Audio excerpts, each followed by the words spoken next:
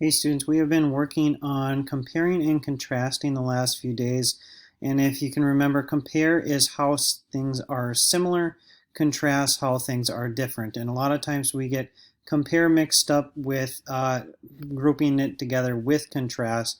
Compare means similarities, contrast means differences. So what you're doing today is you're accessing this Google form.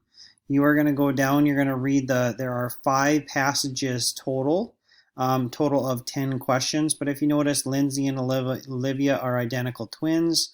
This is the same one as number 2. So number 1 and 2 are the same. 3 and 4 are the same article. You would be just answering questions based on those.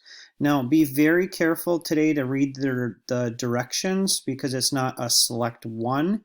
It is select 2 ways that Lindsay and Olivia are similar. So that would be our compare. So 2 ways that they are similar. You don't click on A, B, C, or D right in here. You go down below and there's little check mark areas that you would click on. Okay. Same thing down here, reading the directions, select 2 ways that Lindsay and Olivia are different. Okay. 2 ways, select 2 ways. So be careful. Sometimes it might say select 1 way. So make sure you're reading your directions so that then you know what to do.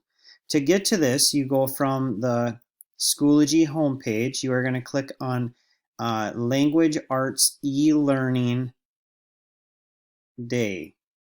Language Arts e-learning day. Okay. To get to this, if I'm in Mr. Benson's class, it's going to take you to our Google Classroom. In our Google Classroom, you can see your upcoming assignments over here. So this is one way you can get to it by clicking on this link right here and then clicking on the Compare and Contrast Google form. The other way to get to it is if I was in Mr. Benson's class, I can go to Classwork. I can go down to Language Arts, click on e-learning, compare and contrast, and then click on the Google form. And that will take me into the Google form that you are required to do.